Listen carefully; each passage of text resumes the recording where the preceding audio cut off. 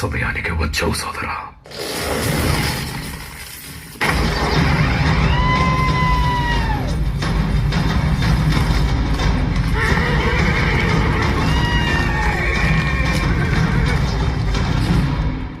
చూసావా కేశవ, తను నాకు సమానుడా. వాడిని అడ్డుకొని మన రథం కేవలం 2 అడుగులు వెనక్కి వెళ్ళింది. నా అస్త్రానికి తన రథం 10 అడుగులు వెనక్కి వెళ్ళింది.